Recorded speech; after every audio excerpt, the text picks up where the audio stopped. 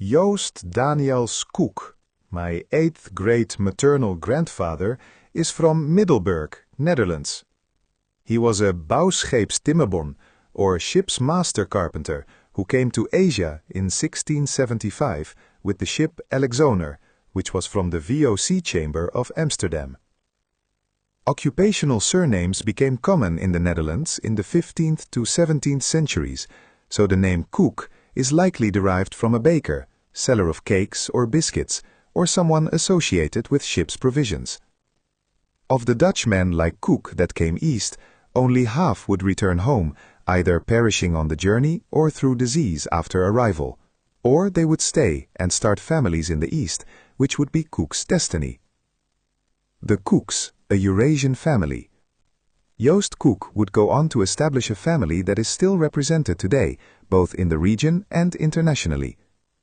In some ways, how the family develops provides some insights into how the Eurasian community, through a complex of interracial marriages, situational, cultural, and policy issues of that era, developed into a cohesive community with a shared ethnic identity reflected in their food, dress, cultural, and religious practices. The subject is well detailed in Dennis de Wit's book, History of the Dutch in Malaysia. This article contextualizes the issues in the evolution of the Koek family founded by Joost Koek. The women. A combination of realities were in play. There were limited white European women in the East Indies, primarily due to the long journey to Asia, with the focus on bringing men to build the colonies. In the Dutch era, some women did travel east. If Protestant, they were reserved for higher-ranking official. Those women and their children were perceived to want to ultimately return to Europe, so lower-ranking Dutch soldiers and sailors, considered stayers, blijvers, instead of ramblers, trekkers, would be encouraged to develop associations with local women to ensure there was continuity. These women were either slaves, until slavery was abolished in 1860, or free women who were made housekeepers and concubines. Freed slaves.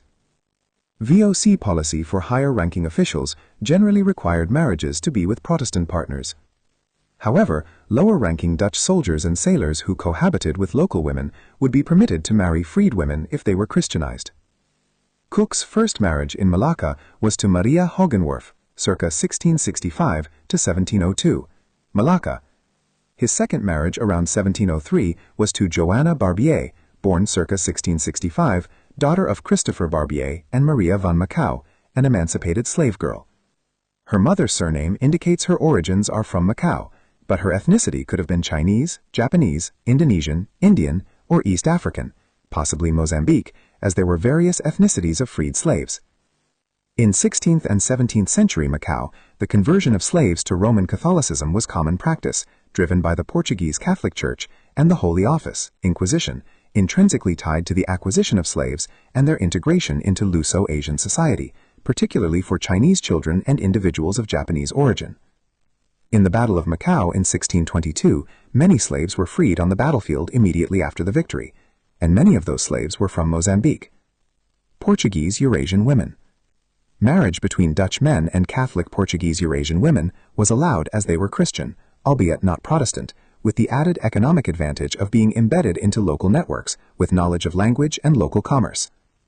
When the Suez Canal opened in 1869, the passage to Asia became safer and shorter, and more European women traveled to the East Indies, reducing the need for marriages with local women, even accelerating more stringent laws and cultural barriers to intermarriage with European men. By that time, the community were already actively preferring to intermarry amongst themselves, Eurasian men to Eurasian women. The men, non-Dutch European men. VOC ships brought almost 1 million persons between the early 1600s and late 1700s, averaging 5,000 a year over a span of 2 centuries. Whilst many of these were young Dutchmen, this labor market had begun to exhaust around 1640, and recruitment extended into Germany, Denmark, and beyond to other European countries.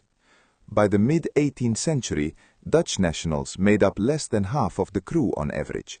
The rest came primarily from German countries and Scandinavia, with additional personnel from England, France, Switzerland, and other parts of Europe. Some Dutchmen, although born in Holland, came from families who migrated from other parts of Europe. Here are a few examples as it relates to Joost Danielsz Koek. German, Joost Danielsz Koek's great-granddaughter Katharina married Johann Anton Neubronner from Usingen, Germany. French, Koek's father-in-law, Christoffel Barbier, although born in Leiden, was the grandson of refugees from France. Prussian, Koek's grandson Joost Jansen Koek married Katharina de Rot, whose father Johann de Rot was born in Holland, but his family was Prussian, originating from Kaliningrad. Non-European men with Portuguese names.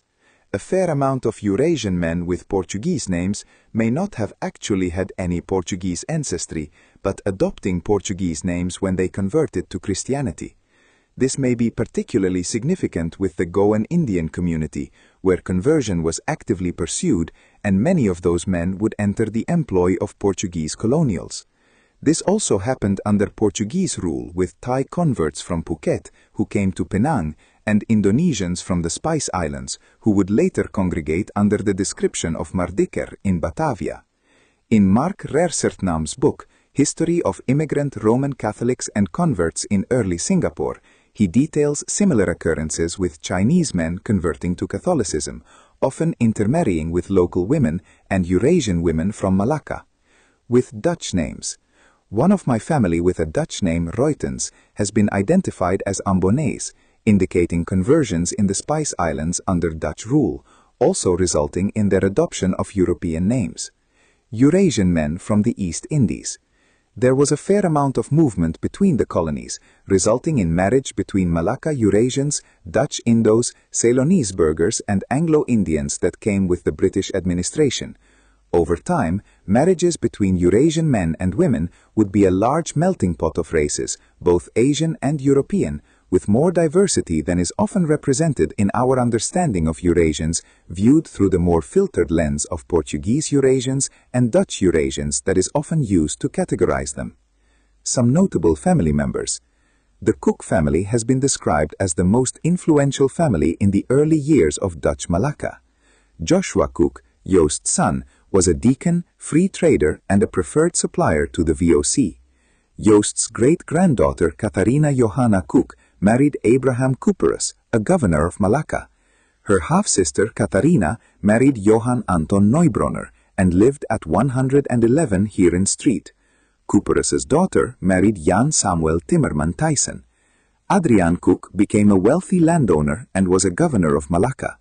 His grandson Joost Jansen Koek married Katharina de Rot, daughter of Johann de Rot, a prominent Malacca merchant and prosecutor. Eliza Charlotta van Zuylen, Adriaan Koek's great-great-granddaughter, was a notable batik designer. Edwin Koek, a well-known Singapore solicitor. Koek Road is named after him.